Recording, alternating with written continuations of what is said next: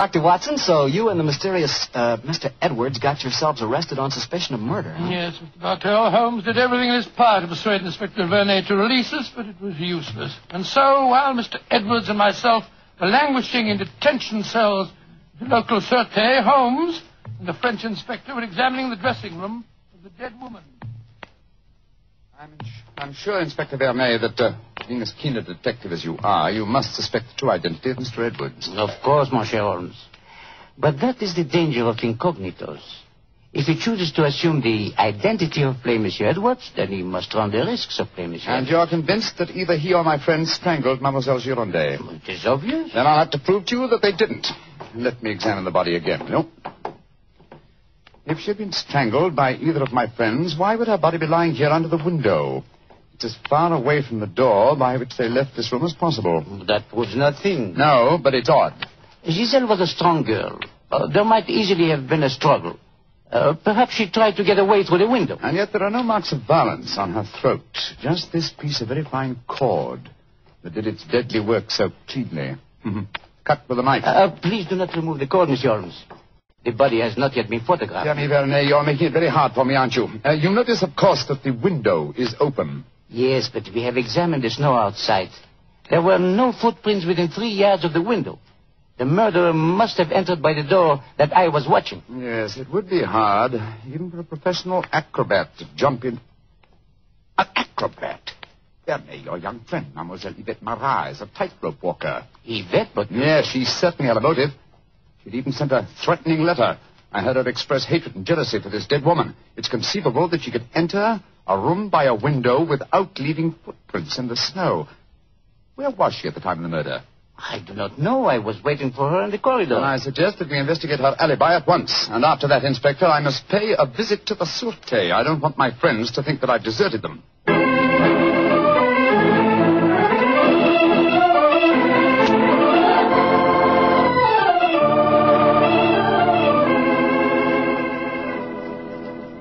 Excuse me, sir. Yes, Holmes. I'm afraid it looks rather black.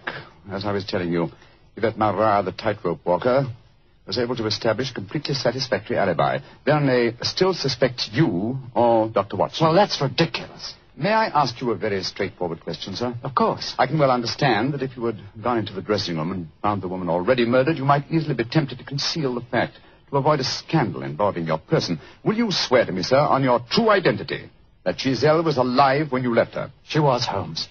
I swear it. Thank you, sir. That's all I wanted to know.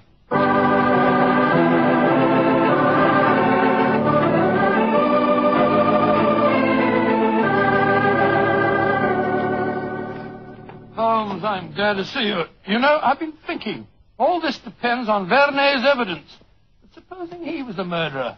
He told us that Giselle had turned him down, you know. I'd thought of that, but Mr. Edwards swears that Giselle was alive when he left the room. And yet that means that Mr. Edwards... Oh, no. It's unthinkable. Holmes, you're not suggesting. Holmes, if I thought that were possible, I'd confess to the murder myself.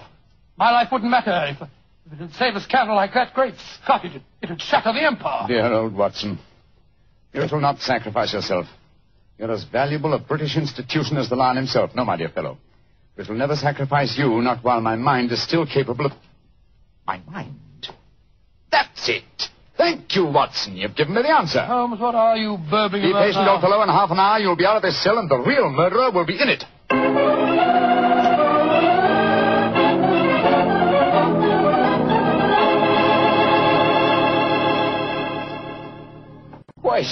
Questions. Why must Alfieri answer so many questions? Because he will not yet tell the truth. You murdered Giselle Girondet. How many times I have to tell you I did not kill her? Why should I want to harm her? Because you were jealous. Because she humiliated and tormented you. But I was not in her dressing room. I've already proved that fact. Am I a magician that I can kill somebody without entering a room? Alfieri, I know how you killed Giselle Girondet without its necessitating your entering this room. You are a smart man. Please to tell me. I don't need to tell you. With the aid of Vernet, I'll show you. Open the window, Alfieri. What game is this? Very well, then. I'll open the window myself. Put your head out. Come on. So. Who do you see? Inspector Vernet standing 3 yards away, where you stood, and he's got your long training whip. No. Don't move. Stand there. The inspector hasn't your skill with a whip. But he wants to try a little experiment. No, leave him alone. All right, then, eh? I'm holding him.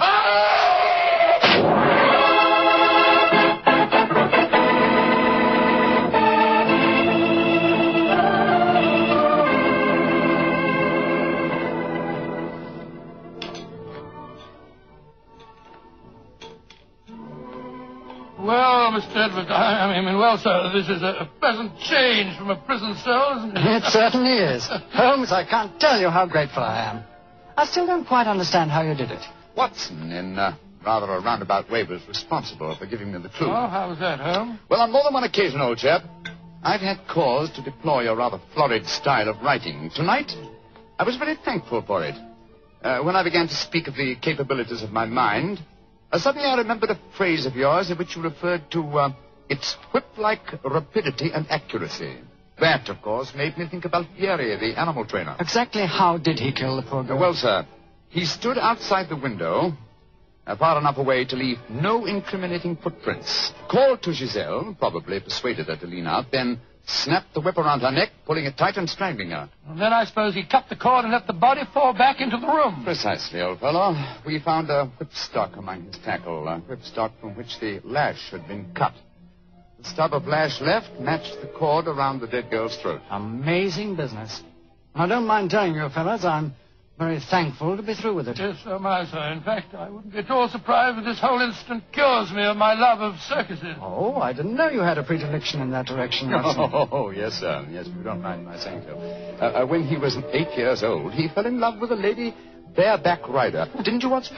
Indeed. What happened? Well, sir, I don't remember her name, but she wore pink silk tights with golden sequins on them.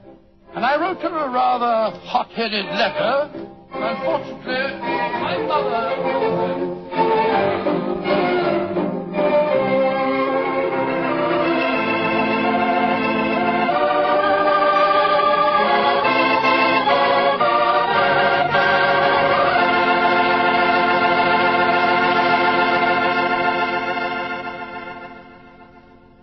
Well, Doctor, that was one of the most unusual stories you've ever told. And I might say you played a very prominent part in that case yourself. Oh, I suppose I did at that, Mr. Bartell. Giselle was a beautiful girl. Beautiful. Boy, I sure love that nickname she gave you. Wheelie. Yes, I thought it rather nice myself. Well, that is, I mean... Don't get embarrassed over a nickname, Doctor. You should hear the nickname I had. When I went to school, all the girls called me Bottles. Bottles? Oh, I see, from Bartell. Bartell. Some nickname, like a prophecy. What do you mean? Well, they called me Bottles, and now that's what I like to talk about most. Bottles. Bottles of Petri wine. Oh, I should have known. And I'd like to talk about Petri wine because, as far as I'm concerned, it's the swellest wine that ever poured from a bottle. Well, Dr. Watson, what new Sherlock Holmes story are you going to tell us about next week? Well, now, next week, Mr. Bartell, I'm going to tell you of a strange adventure that Holmes and I had in the swampy fenlands of Norfolk. It concerns a gypsy encampment, a child that vanished, and a horrible death in the murky depths of a fearsome quagmire.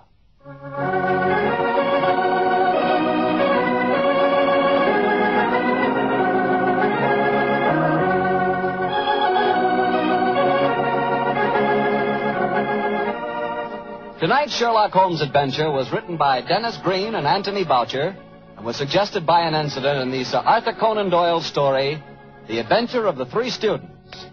Music is by Dean Fosler. Mr. Rathbone appears through the courtesy of Metro-Goldwyn-Mayer, and Mr. Bruce through the courtesy of Universal Pictures, where they are now starring in the Sherlock Holmes series.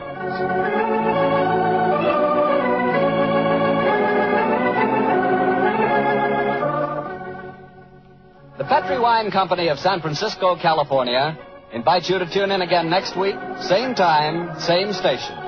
Sherlock Holmes comes to you from our Hollywood studios.